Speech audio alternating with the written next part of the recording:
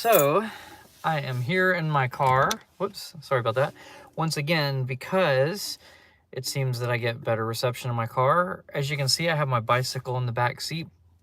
That's the bicycle I did the trip across the country on. So if y'all are curious about it, it's just a very ordinary bicycle, but that's there because I realize I ride it more now if I have it with me in the car.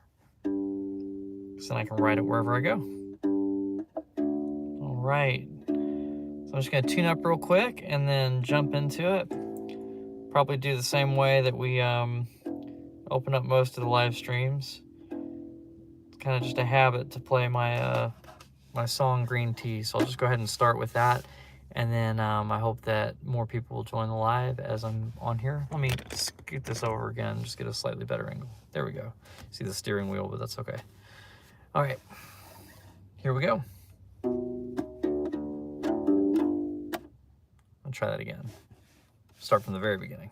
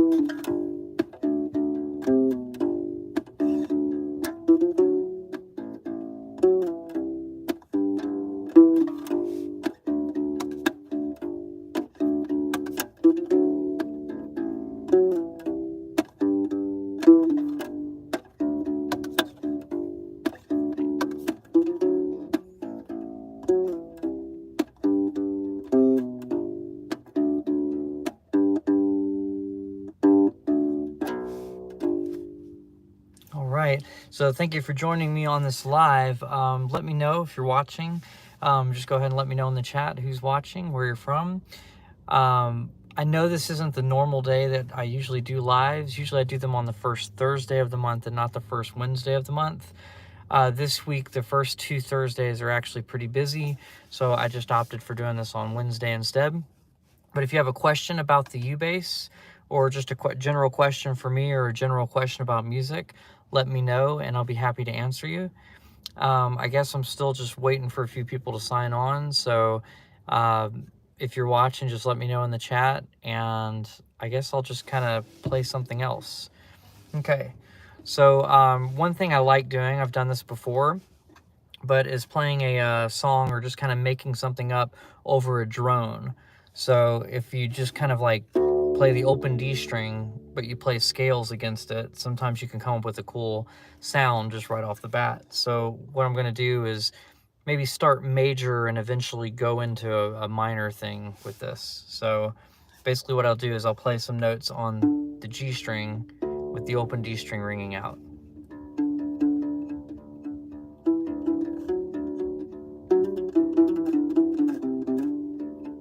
Mixolydian mode, I guess.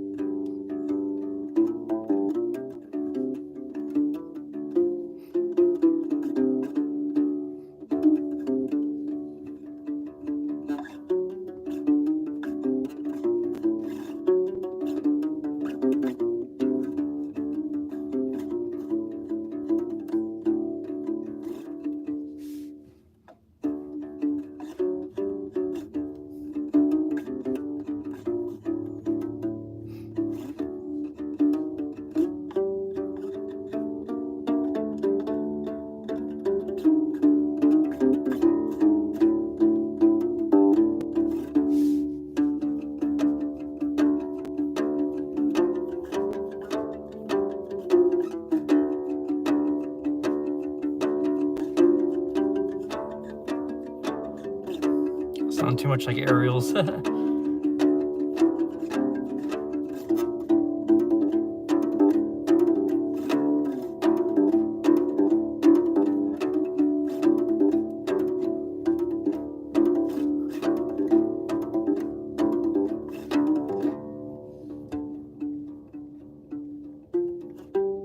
I'll go back to major here.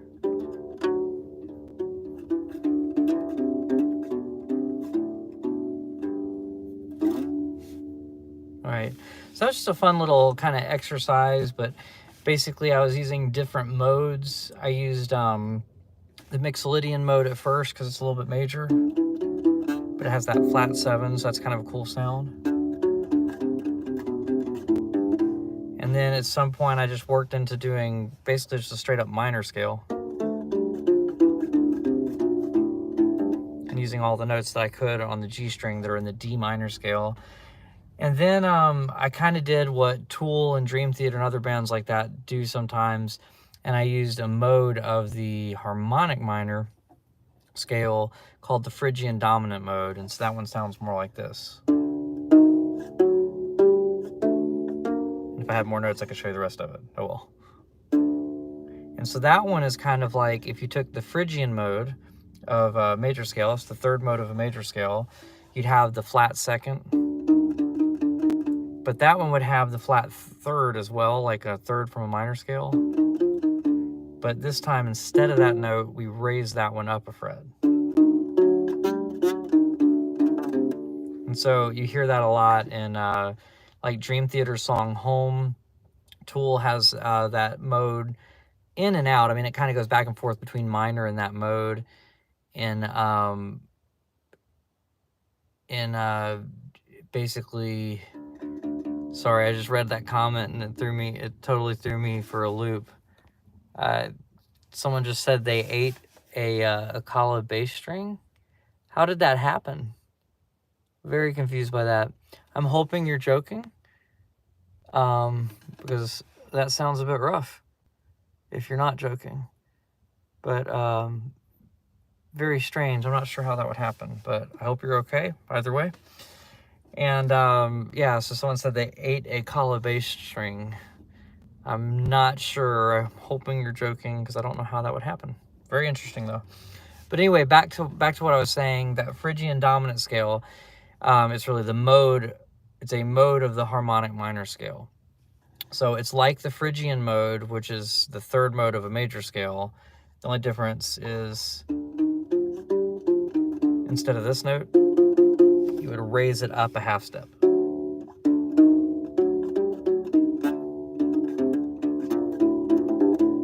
And so it's almost like it's a minor scale with a raised second. Sorry, let me rephrase that. I said it backwards. A minor scale with a flat second and a raised third. Okay.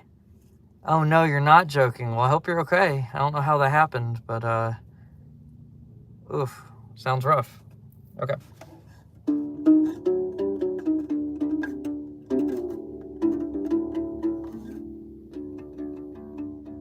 But yeah, I like this mode a lot. And I didn't realize that's what it was that Tool and Dream Theater were using for a long time. When I did, I obviously made a video on it. And so that's just kind of a fun little exercise, though, is basically playing everything against a drone note so that way you kind of hear what different modes sound like against a drone. So I'm just going to run through them real quick. I've done this before in other videos, but it's kind of fun. But major would sound like this. So if I'm playing against a D drone note, I'm going to do the D major scale. I ran out of notes, so I'm just going to go down the octave. 1, 2, 3, 4, 5, 6, 7. You get the idea. Okay, and so then that's what that sounds like against the drone D note. Then you could also do the D minor scale. Same thing. Okay, where I jumped down here because I ran out of frets up there. Okay, so that's the minor scale. And then you could do all the other modes of a major scale, like Dorian, where it's basically a minor scale with a raised sixth. 1, 2, 3, 4, 5, 6. Then the flat 7 and the 1, which I have to do down there just to kind of get the idea across.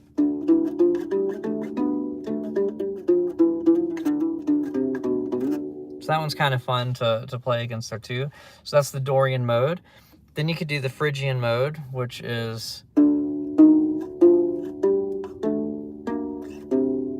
minor scale with a flatted second. That's the flatted second note. And then the rest of it is just a straight up minor scale. And then you could do the Lydian mode, which once again, if you don't know these modes, don't worry about it too much. Just kind of note that each one of these scales has like a different personality against this drone note. So here's what Lydian sounds like. That one's kind of weird, right? Let me just go all the way up the scale so you get the idea before I do some cool things with it. That one's a major scale with a raised fourth note. 1, 2, 3, 4 instead of 4, 4, 5. The Simpsons uses that. I think the Jetsons does too. We'll see.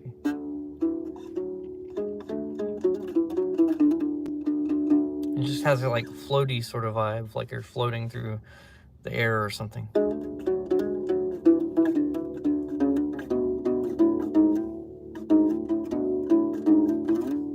So that's Lydian. Then mixed Lydian's a major scale with the flatted 7th. Flat 7 in the back. Okay. So that one's kind of got its own sort of vibe.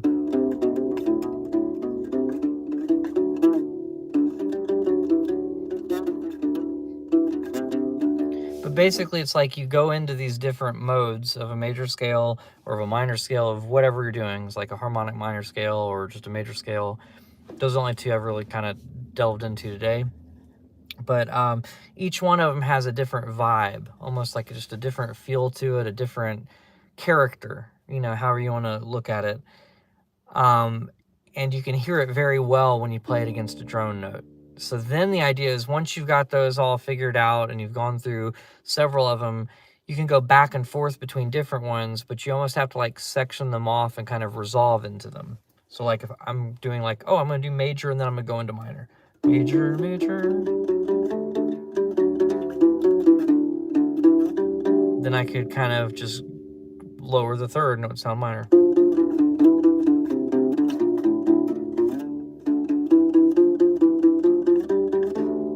Back to major. So it's kind of a way to figure out the differences between all these scales and to hear them, not just to like know what they are according to a textbook if you're learning music theory or something, but to really hear them and get their different personalities, as I like to think of them. So hopefully that kind of helps you get some ideas. If you're not really knowledgeable on scales and anything like that, you don't really have to be to play.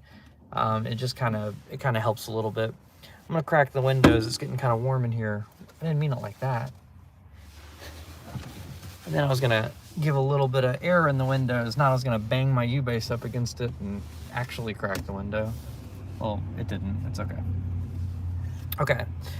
So now that I've got the windows cracked, I'm just gonna do something else for fun. But if you have any questions, just let me know in the comments there. But I might do a little bit of slap bass stuff. I'm not sure how that'll come across in this little tiny speaker, this little tiny phone microphone. But just let me know if it doesn't sound great. Then you know I'll stop. But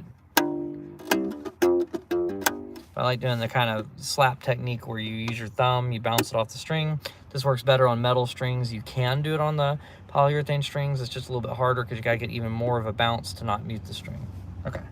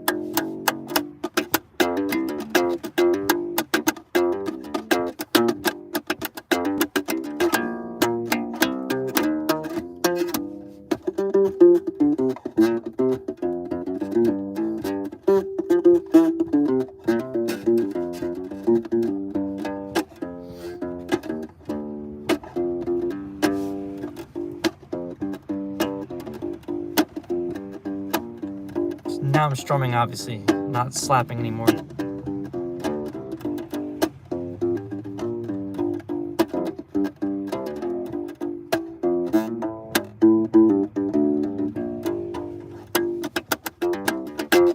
Back slap.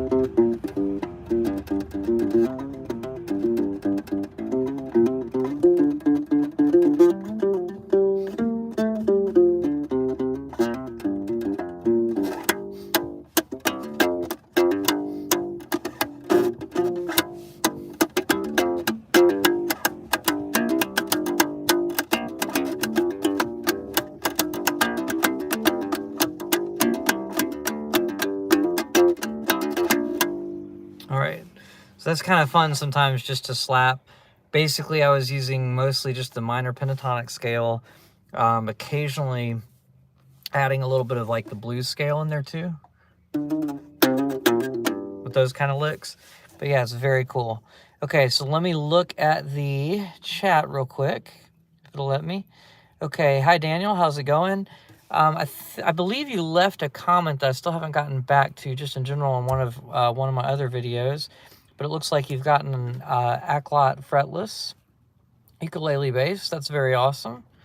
Very, very cool. Yeah, you'll have to tell me how that fretless is. Let me know if it's any good. I have a double neck from them that has a ukulele neck and a bass ukulele neck. So it was surprisingly well built overall, although the electronics didn't really allow me to do both the things at the same time. And you're brand new to ukulele bass. Okay, cool. Very, very cool. Yeah, you'll have to play it even at 2 a.m. They're pretty quiet, so you probably won't keep anybody up by playing it at 2 a.m. if that's a factor. But especially if it has the polyurethane strings. This one has the metal round wound strings. And for fretless, I'd recommend either sticking with the polyurethane strings that come on it, or going with flat wound strings, if you could do that. Because the flat wound strings are good for slides, and so that would be good on the Acklot fretless.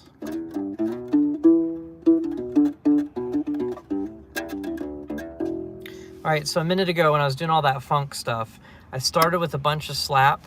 So I was slapping with my thumb and popping, usually with my middle finger or my pointer finger.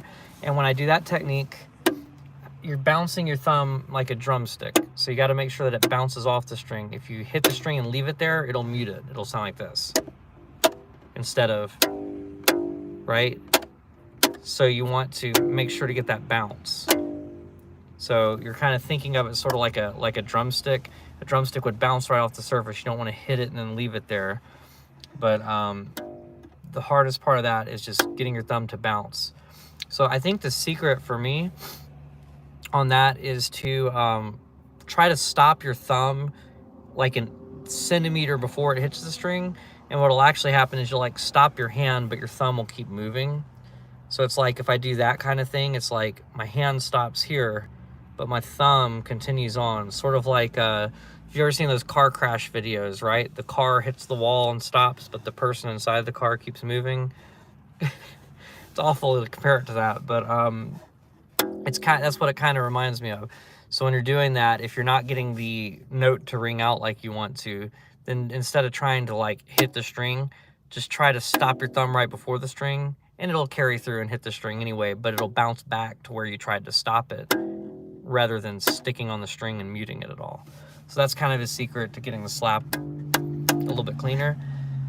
And if you're slapping on every string, it's hardest to slap on the thinner strings, like the G. Like you can still hear it, but it's not as good of a slap as on the E string, the A string, and even the D string. But the G, it's harder to get that attack out of it. So that's why we usually pop on those strings. Because that's like plucking outward, almost like if your hand was a hook. Sorry, I can't turn it over this way apparently. But it's like if your hand was like solid here rather than being like loose. And you just pull out, boom. It's like the hook would release from the string with a little more force than a normal pluck. And then the string would slap off the frets, and that's what's creating the sound. So slap and then pop. And that pop is from the string hitting the frets. Slap, pop, slap, pop. Yeah, and so then you get faster at it. You'd find different combinations of slaps and pops. Sometimes you'll slap twice before you pop. Sometimes you'll slap 3 times before you pop.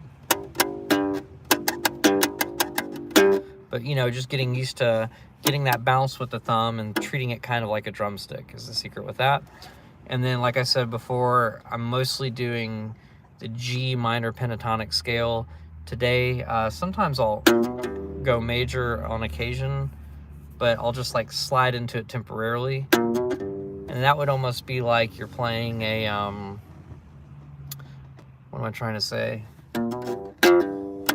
like you're playing over a G dominant 7th chord, okay? Or G7 if you're just more familiar with hearing it that way. So it's kind of cool, you can slide into the 3rd on that.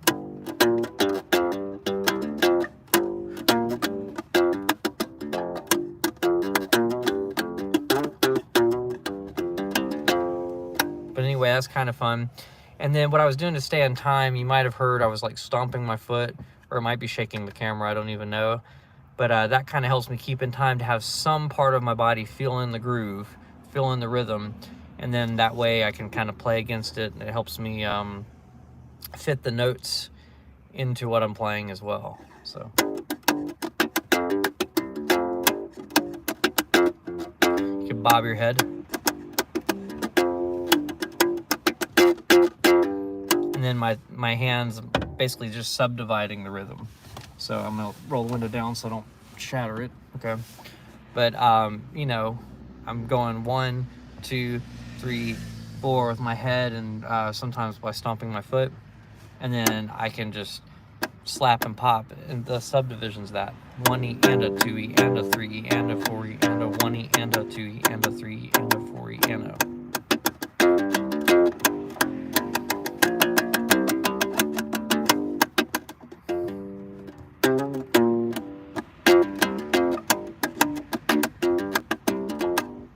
And then one other thing that helps us slap and pop is being aware of what a drummer does with the drum set.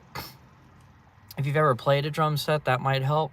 But you're kind of imitating drum beats while adding a groove with a melody, or I mean, not really the melody. You're really playing the harmony more than anything. But you know what I mean. You have pitch involved too. But you can think of what this hand is doing is more like a drum set. When you're slapping the low strings, so that's kind of like a kick drum or a bass drum on a drum set. And then your pop kind of sounds more like a snare. And then you're adding pitch to that. So if a drummer might go bass, snare, bass, bass, snare, you could do that with the slaps and pops, doing a 3rd fret on the E string and a 5th fret on the G string, just giving you an idea of that octave pattern. So you can slap like it's a bass drum and pop like it's a snare drum. Bass, snare, bass, bass, snare, or in our case, slap, pop, slap, slap, pop. And then you just kind of like work into more creative grooves or more difficult grooves. And then you can add ghosted notes in between them. So you're playing a note, then you're muting the string with the left hand and slapping, and you get more of just a percussive sound.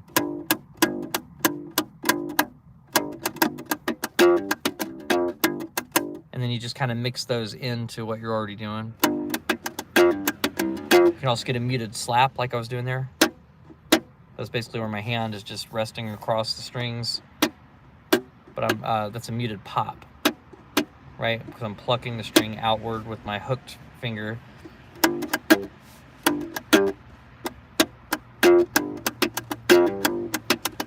So when I do that,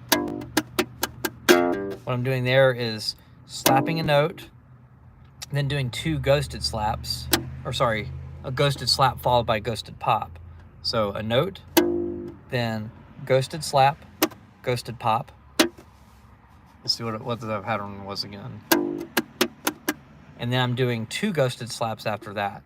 So note, slap, pop, slap, slap, all ghosted, which means I'm just muting the string over here. And then after that, I'm popping a 3rd fret on the D string and hammering onto a 5th fret on the G string. So.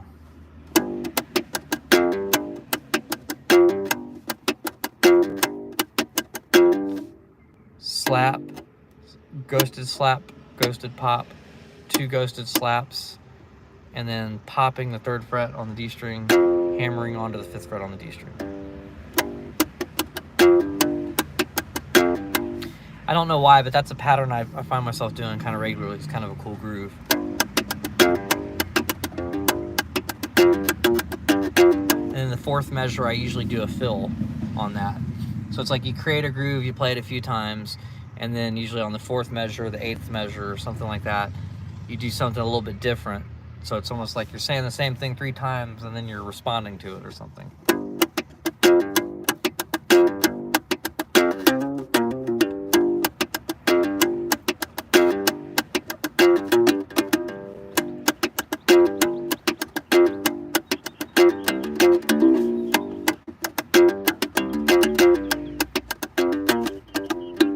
sometimes I'll add a variation in the middle of it too, like I did that last time around. So that's kind of an idea on just getting into slap and pop and funk grooves in general. You can also do that with plucked grooves, right?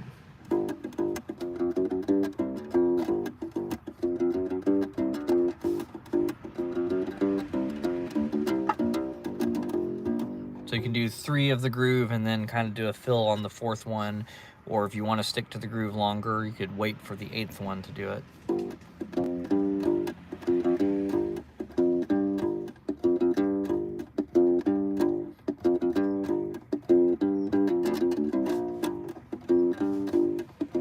That was 8. I'm gonna do it on the 4th this time.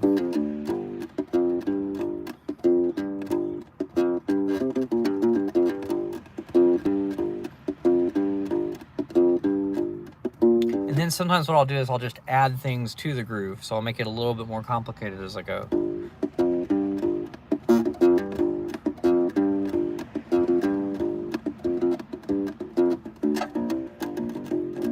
And sometimes I'll do a longer fill rather than waiting as long toward the end like that.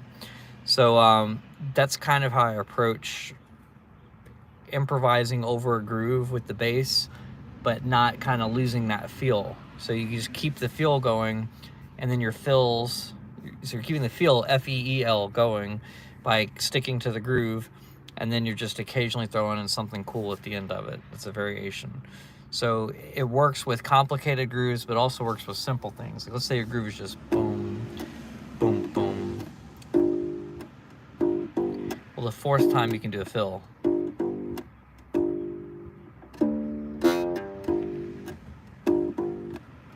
So it's just kind of cool to know that one approach is like a very straightforward 3 of the groove, and then a 4th one's a fill.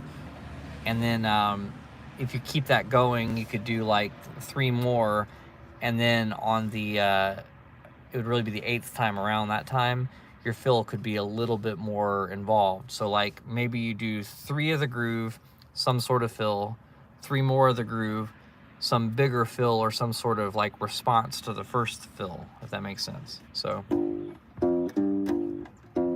3rd time. Okay, the 2nd time. Right, so like the 2nd fill was a little bit more developed. There's a little bit more happening. So it's like you just kind of build things up, almost like when you're telling a story, right? Like at the very beginning of the story, you barely know anything about the characters, and then you get more details about the characters as you go along. Then they get into trouble or mischief or whatever, and then you're learning how they handle the trouble. So it's just like it develops like that. And music's kind of the same way. Even if you look at the way songs are laid out, so not even just like bass lines, but just general songs, the way they're laid out, they might start, you know, with an intro. The intro is pretty simple, or maybe they'll start with the verse or the chorus, but a very like straightforward way of doing it. And then they'll create more interest the 2nd time you get into the verse. Maybe the drums will come in, or maybe the bass line will kick in, whereas the 1st time around it might have just been guitar.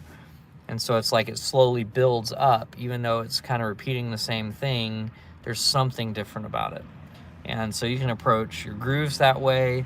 You can kind of approach solos that way, and even songwriting in a bigger way that way. So I don't know who's watching or listening to this, but hopefully somebody will get something out of that. It kind of reminds me, I'd always heard that, you know, from a lot of different people, that you're kind of like telling a story with your solo or with whatever. And so you want to start simple so you have somewhere to go. Because it's just like if it's really busy from the get-go, like let's say you're going, where are you supposed to go from there to make your solo build? So it kind of makes sense to start simple and kind of work your way into it. And it's true with songwriting too. So if I was gonna like make a solo, like let's say there's a groove, and then you get a bass solo. You might start with a,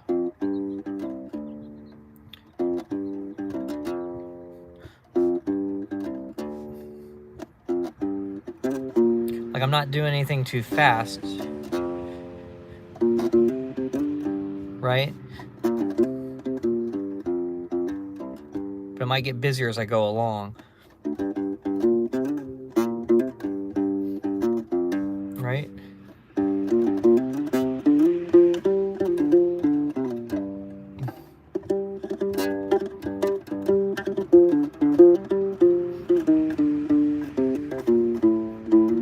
That way I had room to go to that, and I wasn't always starting with...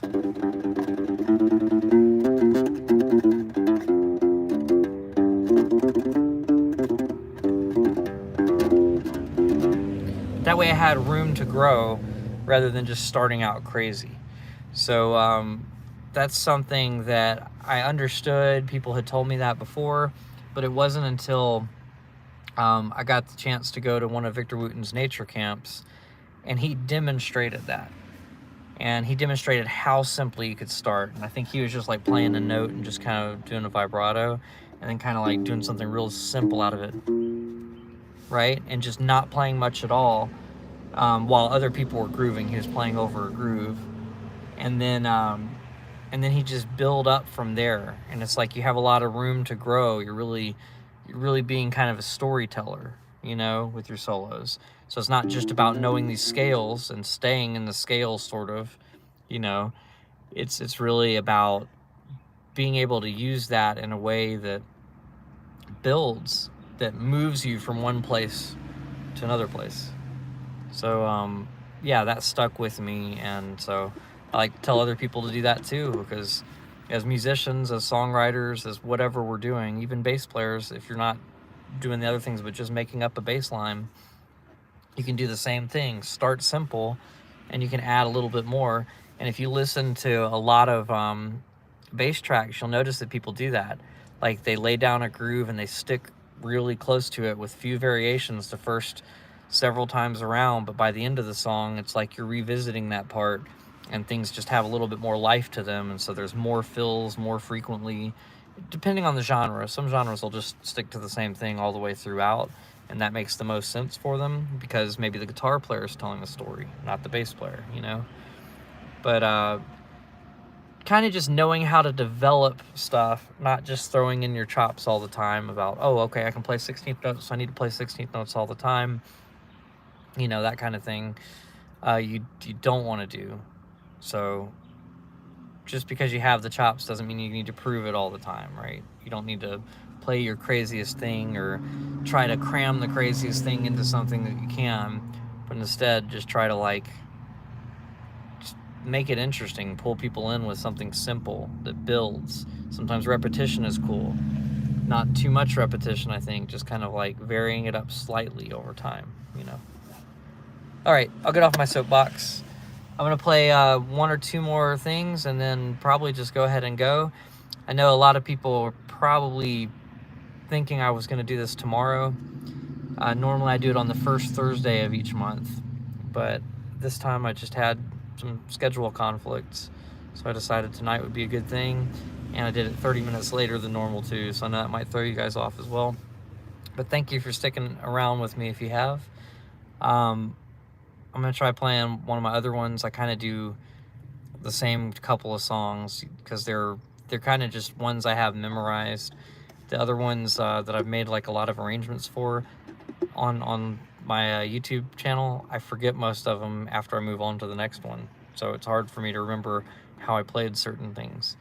So there are a few that I've written that kind of stick with me. And this one's called Going Camping. I always make up the middle section, so we'll see how it goes. Okay.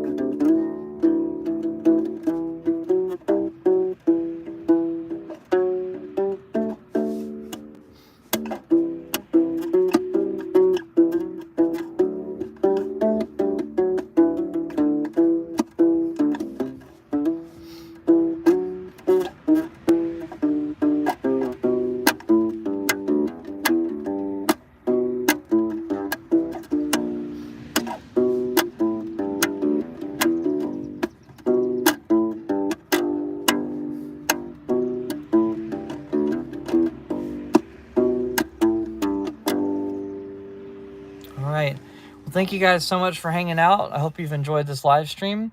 If you have any last minute questions, just let me know. And otherwise, I will see you guys on the next one. So thank you for hanging out. I hope you've enjoyed this. If you missed any of it, you can always watch it later. Basically, I post it, just the way I post a normal video. So you can find it. Usually I put it on a playlist. I'll have to remember to move this one over to the playlist. But thanks once again for hanging out. And I will see you guys next time, unless I see a last minute question come in. Okay? Stealing Happy Hour says, sorry I missed the live, putting kids to bed. All right, well, I hope you enjoy the replay. Thanks for hanging out. And this one was kind of a haphazard one, just all over the place. But hopefully you can glean some knowledge out of something that I went over earlier. But have a great one, and I will see you guys later on. Take care.